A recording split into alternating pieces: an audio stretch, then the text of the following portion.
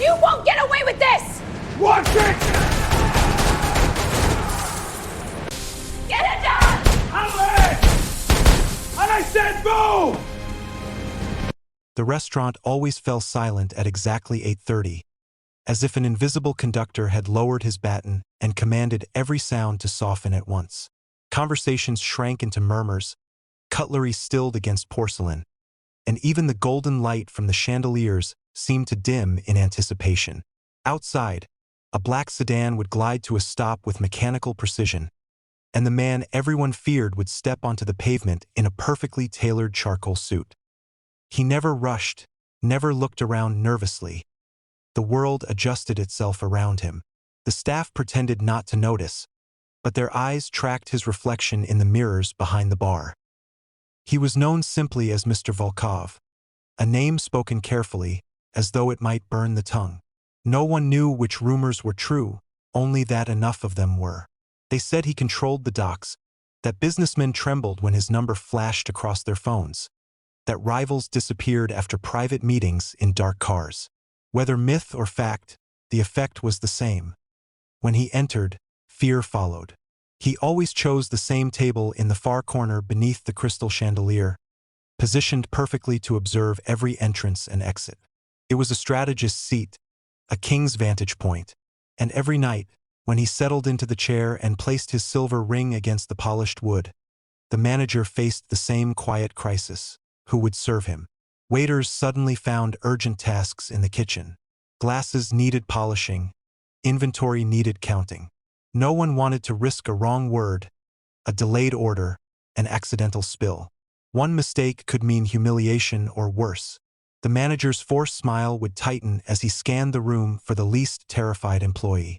The tension was thick enough to taste, metallic and sharp. But on this particular evening, before he could assign the burden, a soft voice broke the unspoken standoff. "I'll take care of him." It was Elena, the newest waitress, barely 3 weeks into the job. She tied her apron securely, her dark hair pulled back neatly, her expression calm in a way that seemed almost out of place in that suffocating atmosphere. The manager's eyes widened in warning, but she simply offered a small, reassuring nod. Perhaps she didn't fully understand who the man was, they thought. Perhaps ignorance made her brave, or foolish. Every step she took toward the corner table felt magnified, as though the entire restaurant leaned forward in collective disbelief.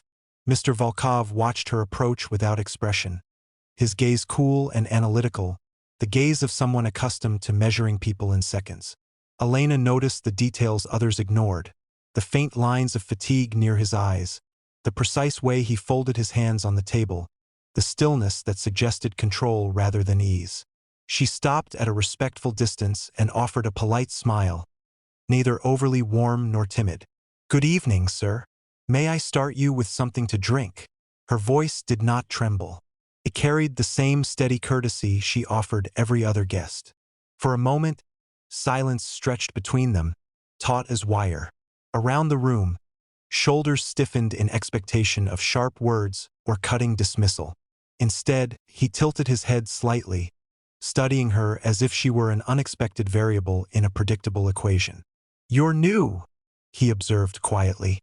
"Yes, sir," she replied. "But I learn quickly." The faintest hint of amusement flickered in his eyes. It wasn't defiance he sensed in her, nor fear. It was composure, something rarer than courage. When he ordered, she listened attentively, clarifying details without apology, recommending the fresh sea base with professional confidence. No flattery, no shaking hands, just competence. As she walked back toward the kitchen, whispers erupted behind her, but the tension felt different now, less suffocating, more curious. She returned with his wine, poured it carefully, and met his gaze just long enough to show acknowledgement without submission. In that fleeting exchange, something subtle shifted. He was used to power manifesting as fear, used to seeing his reputation reflected in widened eyes and hurried movements. But she reflected none of that back to him. She treated him not as a legend or a threat, but as a customer seated at table 12. And for the first time in years, perhaps, He felt the unfamiliar weight of being seen as something other than the myth built around his name. The next evening, when the black sedan stopped outside at precisely 8:30, the restaurant did not freeze in quite the same way. The tension was still there, but it no longer felt suffocating, as though curiosity had begun to loosen fear's grip. Mr. Volkov entered with his usual measured stride, his presence commanding yet strangely less severe, and once again he chose the corner table beneath the chandelier. This time, before the manager could even glance around in panic, Elena was already moving, her steps calm and deliberate, as if approaching any ordinary guest. She sensed immediately that something in him had shifted, not dramatically, not visibly to anyone else, but in the quieter details. The slight heaviness in his shoulders, the thoughtful pause before he removed his gloves, the absence of his usual impatient ring tapping against the table. When she greeted him, he looked up with recognition rather than assessment. "You came back," he said, almost as if the idea had surprised him. "Of course," she replied gently.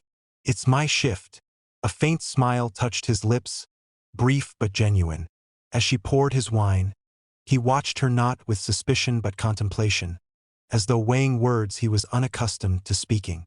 Finally, he broke the silence. "Do you know what people say about me?" he asked quietly. Elena met his gaze without challenge. "People say many things about everyone," she answered. "It doesn't mean they know the whole story." He leaned back, studying her face for mockery and finding none. "They say I ruin lives," he continued, his tone even but edged with something vulnerable beneath. "Sometimes," she said carefully, "people become what the world expects of them. It's easier than fighting it."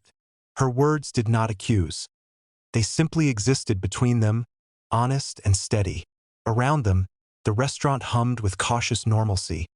But at the corner table, something far more significant was unfolding. For years, he had commanded loyalty through fear, built alliances through intimidation, and shaped his empire with calculated ruthlessness. Yet no one had spoken to him like this, without flattery, without trembling, without hidden agendas.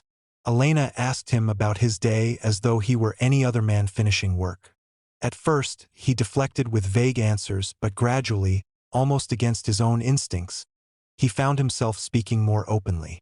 He mentioned a business deal he had canceled that morning, one that would have displaced several struggling families to make way for a profitable development. "It would have been efficient," he said flatly. "Profitable. But," she prompted softly. He exhaled slowly. "But I kept thinking about something you said, that fear feeds men like me." He looked down at his glass, the deep red wine catching the chandelier's light. "I realized I didn't want to be fed that way anymore." The admission lingered in the air, fragile and unfamiliar. Elena felt the weight of the moment but did not dramatize it. "Power doesn't disappear when you choose differently," she said.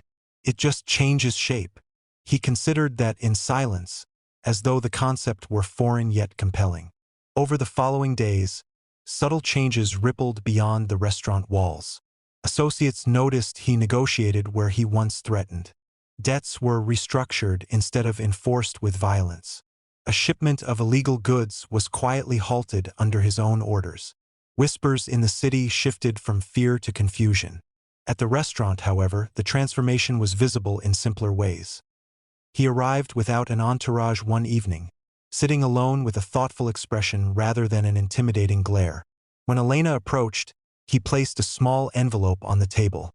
"For your brother," he said, recalling her quiet mention of his dream to attend medical school. She hesitated, startled. "I can't accept that." "It's not charity," he replied firmly but gently. "It's an investment in something better than what I've built." His eyes held sincerity that no rumor could erase. In choosing to see him as more than his reputation, she had unsettled the foundation of who he believed he was. The man who once ruled through fear began to understand influence without cruelty, authority without destruction. And as the weeks passed, the corner table lost its shadow entirely. Guests no longer avoided glancing toward it, the pianist no longer faltered at 8:30, and the staff no longer whispered in dread. They saw a powerful man engaged in quiet conversation with a waitress who had dared to treat him like a human being. What changed him was not confrontation or rebellion, but something far rarer, simple, unwavering dignity. And in that dignity, he found the courage to become someone the city had never expected him to be.